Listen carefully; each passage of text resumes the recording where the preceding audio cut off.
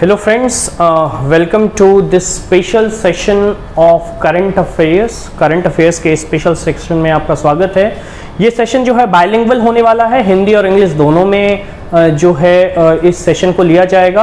और बेसिकली इस सेशन के साथ हम लोग ये कोशिश कर रहे हैं कि बिहार से रिलेटेड जो करंट अफेयर्स हैं और वैसे करंट अफेयर्स जो बिहार से रिलेटेड ना होकर के भी बीपीएससी एग्जामिनेशन में आने की जिसकी प्रोबेबिलिटी ज़्यादा है, हम वैसे क्वेश्चन को इस पर्टिकुलर वैसे टॉपिक्स को इस पर्टिकुलर करंट अफेयर्स में देखने की कोशिश करेंगे। इसके साथ ही साथ जैसा कि ये हेडिंग कहता है, this current affairs is for BPSC prelims and for mains.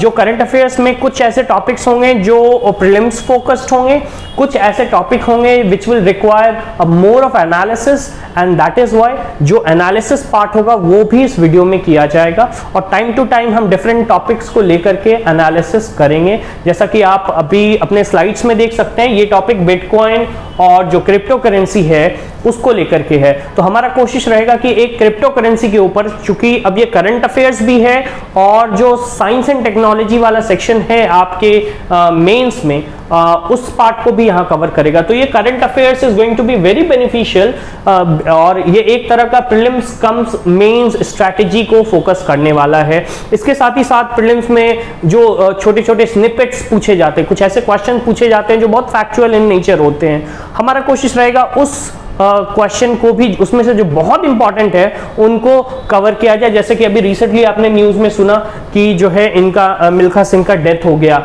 इनका क्या अचीवमेंट रहा, इनसे रिलेटेड क्या क्या फैक्ट्स हैं जो आपको जानने चाहिए, वैसे क्वेश्चंस को भी हम लोग कंपाइल करेंगे।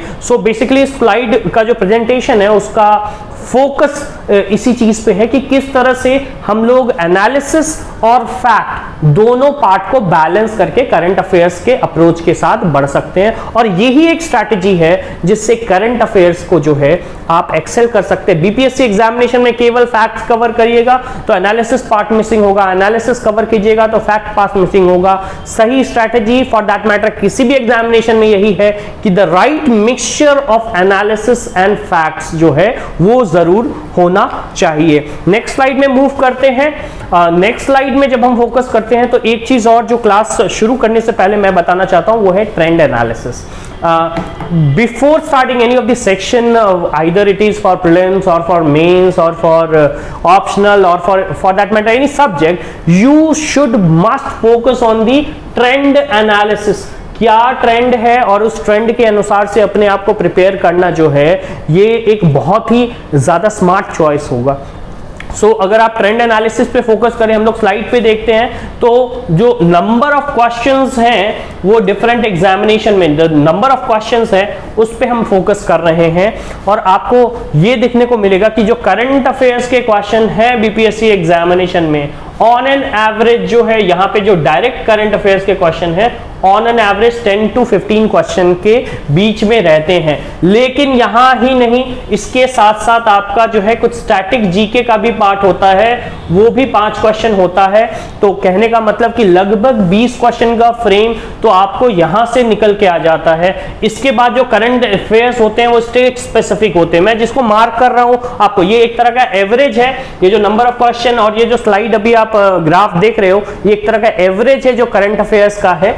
और इसमें हम लोग करंट अफेयर्स को करंट अफेयर्स में, स्टैटिक जीके में और स्टेट स्पेसिफिक जो क्वेश्चंस आते हैं, state specific question, miscellaneous question, इन सारे क्वेश्चन और प्लस इंटरनेशनल क्वेश्चन, इन सारे क्वेश्चन में there is an element of current affair. इन पांचों क्वेश्चन को, अगर पांचों सेक्शन को आप देखेंगे तो पहला सेक्शन तो डायरेक्टली करंट अफेयर से रिलेटेड है जिसको आपको करना ही करना है। फिर यू हैव स्टैटिक जीके, जहां पे आपको स्टैटिक जीके का जो पोर्शन करंट अफेयर से रिलेटेड है आपको तैयारी करनी है, फुल प्रूफ तैयारी के लिए इंटरनेशनल जो इवेंट्स हो रहे हैं उससे रिलेटेड करंट अफेयर्स आपको कवर करना ही करना है। साथ ही साथ स्टेट स्पेसिफिक और कुछ मिसलेनियस क्वेश्चन, ये सब मिला करके करंट करंट अफेयर्स के एक सेक्शन को एक बहुत ही इंपॉर्टेंट सेक्शन बना देते हैं, जहां पे हम लोग कम से कम 20 से डायरेक्टली और indirectly there could be a different analysis, कुछ जो इंस्टीट्यूशंस हैं उनका अलग एनालिसिस होता है, बीपीएससी का अलग एनालिसिस हो सकता है, लेकिन current affairs as an effort की बात करें तो उस एफर्ट में आपको लगभग 25 से 30 क्वेश्चन का एक लीवरेज, एक एज मिलने वाला, एक एक्स्ट्रा बूस्ट मिलने वाला है आपके प्रिपरेशन में। सो इस पर्टिकुलर नोशन के साथ, इस पर्टिकुलर जो है एक एनालिसिस के साथ कि ये करंट अफेयर्स हमको क्या देने वाला है, अब हम लोग शुरुआत करेंगे। आज का जो क्लास एक इंट्रोडक्टरी क्लास है, जिसमें हम लोग बहुत ज्यादा डिटेल में नहीं जाएंगे, लेकिन कुछ ऐसे पॉइंट्स को टच करने वाले हैं, और फिर हम लोग रेगुलरली जो है कुछ एनालिटिकल पॉइंट्स और कुछ फैक्चुअल पॉइंट्स के साथ करंट अफेयर सीरीज को कंटिन्यू करेंगे। सो सबसे पहले हम लोग देखते हैं next slide. In the next slide, there is a topic which talks about inauguration of the longest elevated path of Bihar.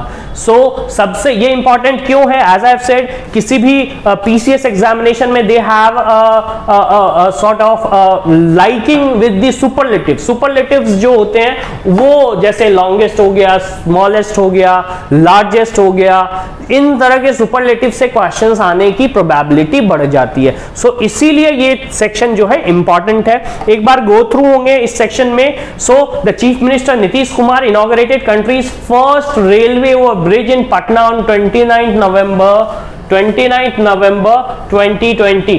कई बार आपके एग्जामिनेशन में कुछ फैक्ट्स मैं स्लाइड्स में आपको मार्क कराऊंगा कि जब आप कोई टेक्स्ट, एक तो स्लाइड में जो टेक्स्ट है उसको कैसे याद करें, प्लस जो करंट अफेयर्स आप पेपर से पढ़ रहे हैं, मैगजीन से पढ़ रहे हैं, उसको कैसे मार्क करें। सो ये हो गया with the construction of 12 kilometre elevated road from Patna AIIMS to Digha पीपल। तो एक और फैक्ट आ गया, द रोड इज 12 किलोमीटर। आपके एग्जामिनेशन में 11 किलोमीटर, 11.5 इस तरह की कुछ चीजें आ सकती हैं। People going from Ara to Chhapra will be able to get relief. People will also get rid of jam to a large extent. It is built at a cost of 1289.25 CR, that is crore, and the 12.27 exact अगर figure हम देखें तो ये 12.27 round of करके 12 kilometre है। The 12.27 kilometre of long road is the longest elevated road in Bihar. ये बहुत important fact है जो कि आपको याद रखना है। The 106 metre long railway overbridge over the Patna Delhi rail line is a unique piece of engineering.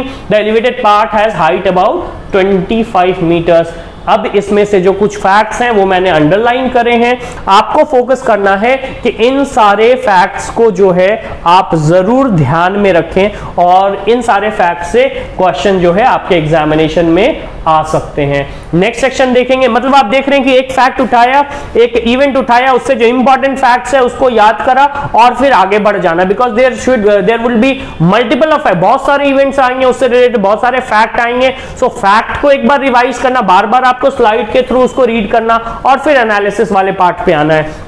Next slide में देखते हैं Bihar assembly election 2020 and analysis, a very very important topic for the students who are appearing for this year examination, जो कि 67th में appear हो रहे हैं या जो मेंस की तैयारी कर रहे हैं, उसमें बहुत इंपॉर्टेंट है। उसमें कुछ फैक्ट्स होंगे, कुछ एनालिसिस होंगे जो आपको एकदम ही तैयार करना है, वो आपके लिए बहुत जरूरी है। पहले हम लोग कुछ जो है टेक्स्ट को देखते हैं। Bihar assembly election was held in 3 phases in entire state. एक पोटेंशियल क्वेश्चन तो यहां से आ जा रहा है कि कितने फेज में हुआ था। The result of 243 member assembly, ये सारे जो पॉइंट्स मैं अंडरलाइन कर रहा हूं, these are very important, and seat were announce on November 10, 2020।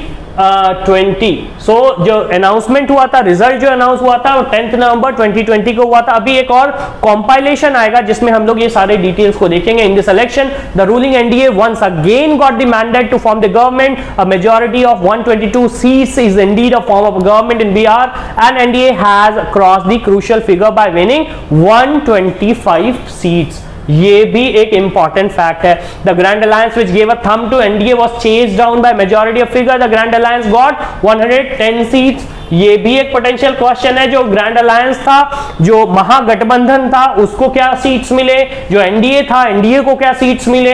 Out of 243 NDA has got 125 seat, the Mahagathbandhan has got 110 seats, and with AIMM and BSP and others, party has got 8 seats. So बाकी को 8 seats मिले हैं. In Bihar, the ruling NDA had won 72 seats. ये भी important है. जो different classification है, JDU has won 42 seats and Vikas Insaan party has won 4 seats and Hindustani Awam Morcha has won 4 seats. So कुछ ऐसे इंपॉर्टेंट स्निपेट्स भी हैं जो आपको याद रखने होंगे. इसी को अगर डिटेल में हम देखें, थोड़ा सा और एनालिसिस के साथ देखें, तो यहां पे आपको महागठबंधन या एनडीए और इनके सारे एनालिसिस इस पर्टिकुलर डायग्राम में मिल जाते हैं. सो आप इस डायग्राम को, आपको रटना नहीं है, इस डायग्राम में स्लाइड्स को गो थ्रू होना है. आप जब मल्टीपल टाइम इस स्लाइड्स को गो थ्रू हो गए, आपको समझ में आ जाएगा. अभी तो कम से कम इतना तो आपको याद हो गया होगा, विच again is a very important thing, कि 125 सीट्स किनको मिला है, 110 सीट्स किसको मिला है, एनडीए को 72 सीट्स मिला, जेडीयू को 42 सीट्स मिला. सो इस तरह से जो फैक्ट्स हैं, अगर आप बार बार रिवाइज करोगे तो आपको याद हो जाएंगे, और फिर जब ऑप्शन मिलेगा एग्जाम में तो आप आसानी से इसको जो है लिख सकते हो. सो इसके बाद जो है ये डायग्राम बेस्ड जो है आपका एनालिसिस है, ये डायग्राम भी बहुत इंपॉर्टेंट होने वाला है. सो इस डायग्राम को भी आप गो थ्रू होगे, जिसमें आप देखोगे यहाँ पे फेज 1, फेज 2 और फेज 3 के बारे में दिया गया. 3 फेजेस में हुए थे. 3 फेजेस कब हुए थे? अक्टूबर 28, नवंबर 3 और नवंबर 7. ये भी आपके एग्जाम में पूछा जा सकता है, बहुत इंपॉर्टेंट फैक्ट है. और अगर क्वेश्चन आए कि सबसे ज्यादा किस फेज में जो है सीट्स का इलेक्शन हुआ था, तो सेकेंड फेज में हुआ था, that is 94 seats. तो इस तरह के पोटेंशियल क्वेश्चंस जो है आपके एग्जामिनेशन में आ सकते हैं related to Bihar assembly election. Bihar election के फर्स्ट स्टेज वोटिंग 28 अक्टूबर को 71 सीट्स के लिए हुए थे. सेकंड फेज 3 नवंबर को 94 और थर्ड फेज 7 नवंबर को 78 सीट्स के लिए. इलेक्शन रिजल्ट जो है वो 10 नवंबर को आया. ये कम से कम ये 4 फैक्ट जो है आपको जरूर ही याद होने चाहिए. इसके बाद हम लोग नेक्स्ट टॉपिक पे आते हैं, that is Kabartal wetland of Begusarai included in Ramsar list. So friends देख रहे हैं किस तरह से अभी जो है जो एक पीस ऑफ एक्सट्रैक्ट है, एक मटेरियल है, एक आपके पास जो है डेटा आता है, उस डेटा से किस तरह से करंट अफेयर्स को निकाला जाए, इसका आपको जो है इस पर्टिकुलर जो अभी हम लोगों ने देखा था स्लाइड, इस स्लाइड में आपको पता चलेगा. बहुत सारे फैक्ट्स होंगे, लेकिन उन फैक्ट्स में से आपको ध्यान क्या रखने, नंबर्स पे ध्यान रखने हैं, कुछ इवेंट्स पे ध्यान रखने हैं, और इसके बाद आप करंट अफेयर जो आपको बहुत डिफिकल्ट लगता है कवर करना, बहुत ही आसान हो जाएगा. द काबरताल वेटलैंड रीजन कहां पे है? बेगूसराय, बिहार में. तो पहला तो ये इंपॉर्टेंट जो है पोटेंशियल क्वेश्चन है, has been included in Ramsar list. Many migratory species come here from Central Asia in the year 2019. The central government also included Kabartal in 100 lakes of the country under Aquatic Ecosystem Conservation Central Plan. So 2019 में इसको include किया गया था, ये भी आपको याद रखना है. But now the Kabartal Lake have been declared a wetland of international importance by including in the Ramsar site. So ये भी एक important जो है फैक्ट है जो कि आपको याद रखना है. उससे रिलेटेड ये डायग्राम है. और जो है अब इसके बाद हम लोग थर्ड पॉइंट पे आते हैं. तो फ्रेंड बहुत ज्यादा किसी एक टॉपिक को बहुत ज्यादा डिटेल में नहीं देखना है, आपको कोशिश करनी है कि जो टॉपिक्स हैं उससे रिलेटेड जो फैक्ट्स हैं पहले उस फैक्ट्स को हम कवर कर लें. कुछ टॉपिक ऐसे होते हैं जो एनालिसिस रिक्वायर करते हैं. सो अब एनालिटिकल जो टॉपिक होगा उसको हम लोग कैसे डील करेंगे वो भी हम आगे के जो वीडियो लेक्चर्स होंगे उसमें हम आपको बताने वाले हैं. एक और टॉपिक है Patna jumps in cleanliness ranking reaches to 105th rank in the country, a very important topic. So the sanitation survey 2020 was released by Union Ministry of Housing and Urban Development in August 2020, in which the capital of Bihar, Patna, jumped up to 105 among 4,242 cities. So 105th rank कितने cities में है? Almost 4,000 cities में 102 rank है, which is a thing which should be commended. So Patna was ranked 318. So last year जो rank था उसका 318 था, और 318 से 105th, it's a very great jump. So Patna rank first in state. The capital has rank 47th in rank in the category of clean cities with a population more than 1 million of eastern India. इस तरह से question पूछे जा सकते हैं। एक तो general ranking पूछी जा सकती है, फिर मिलियन सिटीज में अगर पटना आता है तो उसकी रैंकिंग क्या है, तब उसकी रैंकिंग जो है 47th है मिलियन सिटीज में अगर हम देखें तो इस तरह के क्वेश्चन, इस तरह के फैक्ट्स आपको अपने करंट अफेयर से निकालने हैं। In the states cleanliness category Chhattisgarh rank first. अगर स्टेट के अनुसार से देखा जाए तो रैंक फर्स्ट छत्तीसगढ़ का है, Bihar rank last, while Danapur cantonment rank 62nd इन दी कंटेनमेंट कैटेगरी। अगर कैंटोनमेंट कैटेगरी में देखें तो दानापुर का 62nd आया। अगर स्टेट वाइज देखें तो फर्स्ट था छत्तीसगढ़ था और लास्ट बिहार आया, which again is a thing to ponder upon. So again these are the cleanliness drive जो कि पटना में किया गया था। और इसके बाद एक और इंपॉर्टेंट फैक्ट है। अब इस फैक्ट की एनालिसिस भी होगी आपको, इस फैक्ट को आप सही से एनालाइज भी कर सकते हो, ये भी आपके लिए इंपॉर्टेंट है। और इस फैक्ट को जो है आप फैक्चुअल तरीके से भी देख सकते हो। सो पहले हम लोग देखते हैं ये टॉपिक क्या है। Bihar rank first in ethnic violence and fifth in political violence. Ethnic violence में बिहार का रैंक फर्स्ट है, विच again is not a good thing, and जो फिफ्थ है पॉलिटिकल वायलेंस में। ये तो दो फैक्ट हो गए, एग्जाम में पूछा जा सकता है। बिहार का रैंक फर्स्ट है, सेकंड है, थर्ड है इथनिक में, और पॉलिटिकल वायलेंस में फर्स्ट है, फिफ्थ है, सेवेंथ है, नाइन्थ है, क्या है। तो एक तो ये फैक्ट आपको याद रखना है। इसके बाद कुछ एनालिटिकल पॉइंट है जो आपको यहां पे ध्यान में रखने हैं, जिसका उपयोग, जिसका यूज आप अपने मेंस आंसर राइटिंग में भी कर सकते हैं। जैसे the national crime record bureau release the data related to ethnic and political violence conflict across the country in October 2020. According to data for 2019, Bihar ranked number 1 for in the ethnic violence. कहां से निकाला गया है? It is put forward by National Crime Record Bureau. There were 131 incidents of ethnic violence. आप इन सारे line को अपने mains answer writing में यूज कर सकते हो जगह जगह पे, अगर इस तरह के क्वेश्चंस आते हैं तो। Ethnic violence in Bihar in a year in which 269 people were affected. There were 70 incidents in Tamil Nadu and 108 incidents in 108 people were affected there in the Tamil Nadu. सो यहाँ पे बिहार इसीलिए जो है विथ 131 इंसिडेंट्स जो है वो एथनिक वायलेंस में सबसे टॉप पे आया था। और इससे रिलेटेड कुछ फैक्ट्स होंगे जो कि हम लोग एनालिटिकल पार्ट में कवर करेंगे। फ्रेंड्स, इसी टॉपिक को बिहार का जो रैंक है वो एथिकल वायलेंस और पॉलिटिकल वायलेंस में जो आया है, ये बिहार के बारे में क्या बताता है, इसका वे फॉरवर्ड क्या हो सकता है, हम क्या इसको कैसे सही करें। और ये बिहार में जो ये रैंकिंग, जो इतनी हाई रैंकिंग हो रही है, ये बिहार के जो स्ट्रक्चर है, स्ट्रैटिफिकेशन है, सोसाइटी है, इसके बारे में क्या बताता है। ये आपके ऑप्शनल में तो मदद करेगा ही करेगा, अगर आपका ऑप्शनल इससे रिलेटेड है। अगर ऑप्शनल में सोशल जस्टिस, सोसाइटी या बिहार के बारे में अगर कोई क्वेश्चन है, जैसे कि जो सोशियोलॉजी के स्टूडेंट्स हैं उनके लिए ये बहुत ही इंपॉर्टेंट एनालिसिस होने वाला है। लेकिन जनरल स्टडीज में भी अगर इस तरह के क्वेश्चंस आते हैं, पॉवर्टी इन बिहार और अनएम्प्लॉयमेंट इन बिहार, तो कहीं ना कहीं इस पर्टिकुलर पॉइंट का भी आप यूज कर सकते हो और अपने आंसर को इनरिच कर सकते हो, जिससे आपको एक एक्स्ट्रा एज मिल सकता है। तो इसके ऊपर जो एनालिसिस है, एक एनालिसिस पार्ट हम लोग एक अलग से वीडियो में करने वाले हैं, जिसमें किसी एक टॉपिक जो है, किसी एक टॉपिक को उठा करके उसका डीपर एनालिसिस करेंगे, उससे क्या क्या पॉइंट निकल सकते हैं और कहां कहां यूज हो सकते हैं उसको करेंगे। तो इसका मतलब क्या है कि ये टॉपिक एक फैक्चुअल टॉपिक भी है और एनालिटिकल टॉपिक भी है। तो आप जब अपने करंट अफेयर्स को करो तो उसको एफ एंड ए इस तरह से मार्क कर लो।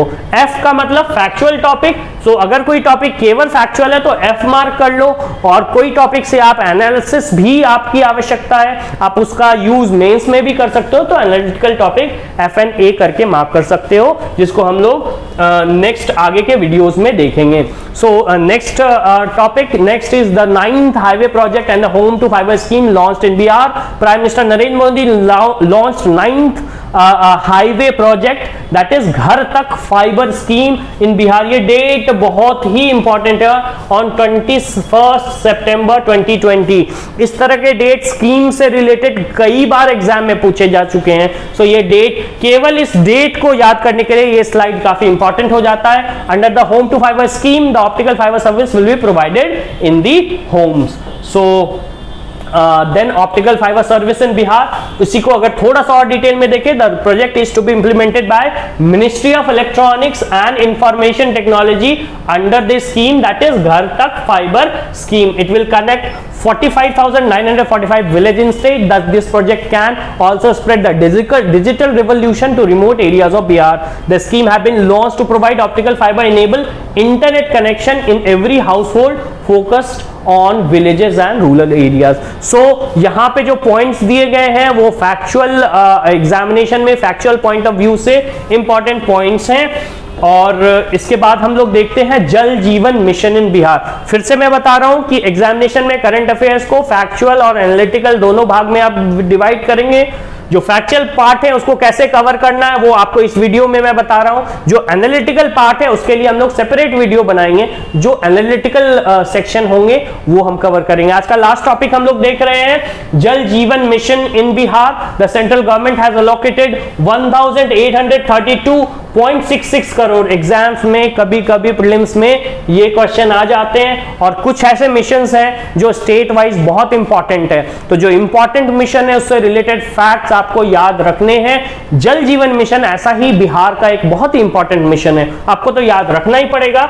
That is 1832.66 crore to Bihar and rupees 1407 crore to Assam in Jal Jeevan mission. With the help of allocation of fund the Bihar government will provide tap connection to more than 50 lakh household.